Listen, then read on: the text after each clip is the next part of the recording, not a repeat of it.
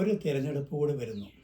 Vote ചെയ്യുന്നതോടൊപ്പം മറ്റു ചില കാര്യങ്ങൾ കൂടി നമ്മൾ ശ്രദ്ധിക്കേണ്ടതില്ലേ? അതിനെക്കുറിച്ചാണ് ഈ വീഡിയോ. ചെയ്യുന്ന വോട്ടുകൾ മോഷ്ടിക്കരുത്. അത് ഉദ്ദേശിച്ച സ്ഥാനാർത്ഥിക്ക് തന്നെ ലഭിക്കണം. അതില്ലാതാക്കുകയോ മറ്റൊരാൾക്ക് ലഭിക്കുകയരുത്. ആർക്കാണ് വോട്ട് നൽകിയത് എന്ന കാര്യം വോട്ടർ മാത്രം അറിയേണ്ട കാര്യമാണ്. അത് മറ്റൊരാൾ അറിയരുത്. നമ്മുടെ രാജ്യത്തെ പൗരന്മാർക്ക് മാത്രമേ വോട്ട് ചെയ്യാൻ അവസരമുണ്ടാകാവൂ.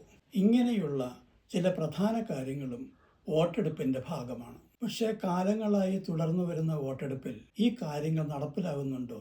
ഇല്ലെന്നാണ് കഴിഞ്ഞ 2 വീഡിയോയും വ്യക്തമാക്കുന്നത്. അതിലെ ആശയങ്ങളെ ആരും ഇതുവരെ തള്ളിപ്പറഞ്ഞിട്ടുമില്ല. അതുകൊണ്ട് വോട്ടെടുപ്പിൽ നിലനിൽക്കുന്ന മറ്റു ചില പ്രശ്നങ്ങൾ കൂടി അവതരിപ്പിക്കുകയാണ് ഇപ്പോൾ. വോട്ടറാണ് പോളിംഗ് ബൂത്തിൽ വന്നതെന്നറിയാൻ തിരിച്ചറിയൽ കാർഡ് മാത്രം സാക്ഷി.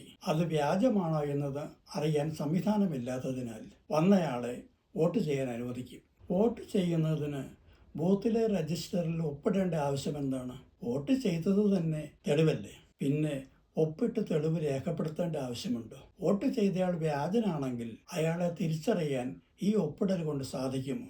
തിരിച്ചറിഞ്ഞാൽ തന്നെ ചെയ്ത വോട്ട് ഇല്ലാതാക്കാൻ സാധിക്കുമോ? അതുമില്ല. ഈ ഒപ്പുവയ്ക്കലിന് വേണ്ടി ബൂത്തിൽ രജിസ്റ്റർ വേണം, ഒരു ഉദ്യോഗസ്ഥൻ വേണം. അതിനു വേണ്ട സമയവും നഷ്ടമാകും. വോട്ടെടുപ്പിലെ അടുത്ത ചടങ്ങ് മഷി അടയാളം വയ്ക്കുകയാണ്. ഒരാൾ സ്വന്തം വോട്ട് ചെയ്ത ശേഷം കള്ളവോട്ട് ചെയ്യാതിരിക്കാനാണ് ഈ മുൻകരുതൽ. ചില ആളുകൾ കള്ളവോട്ട് ചെയ്യുന്നവരായതുകൊണ്ട് എല്ലാവരെയും ആ കൂട്ടത്തിൽ പെടുത്തുന്നത് ശരിയാണോ? മഷി അടയാളം ഇടാനും വേണം ഒരു ഉദ്യോഗസ്ഥൻ, മഷി വേണം. അതിനും പോളിംഗ് ബൂത്തിൽ സമയം നഷ്ടമാകും. തിരഞ്ഞെടുപ്പിൽ കള്ളവോട്ട് ചെയ്യാതിരിക്കാനുള്ള സംവിധാനം ഒരുക്കിയാൽ ഈ മഷി അടയാളം ഇടലും ഒഴിവാക്കിക്കൂടെ? കേരളത്തിൽ മാത്രം 30,471 പോളിംഗ് ബൂത്തുകളുണ്ട്. അവിടെ ഒരു പോളിംഗ് ഓഫീസർക്ക് 1,600 രൂപ വെച്ച് കൊടുത്താൽ തന്നെ കോടികൾ ചെലവാകും. ബാലറ്റ് സ്ലിപ്പുകൾ വിതരണം ചെയ്യുന്നത് പലയിടത്തും രാഷ്ട്രീയ പാർട്ടികളാണ്. തിരഞ്ഞെടുപ്പ് കമ്മീഷൻ ചെയ്യേണ്ട ഈ ജോലി രാഷ്ട്രീയ പാർട്ടികൾ ചെയ്യുന്നത് ശരിയാണോ? പാർട്ടിക്കാർ സ്ലിപ്പ് വിതരണത്തോടൊപ്പം തിരഞ്ഞെടുപ്പ് പ്രചാരണവും നടത്തും. ചില ആളുകളെങ്കിലും സ്ലിപ്പ് കൊണ്ടുവരുന്നവരോട് സഹാനുഭൂതി പ്രകടിപ്പിച്ച് അവർക്ക് വോട്ട് ചെയ്യാനും ഇടയാവും. അതുകൊണ്ട് വോട്ടേഴ്സ് സ്ലിപ്പ് വിതരണവും തിരഞ്ഞെടുപ്പ് കമ്മീഷൻ നേരിട്ട് നടത്തണം. അതല്ലേ ശരി?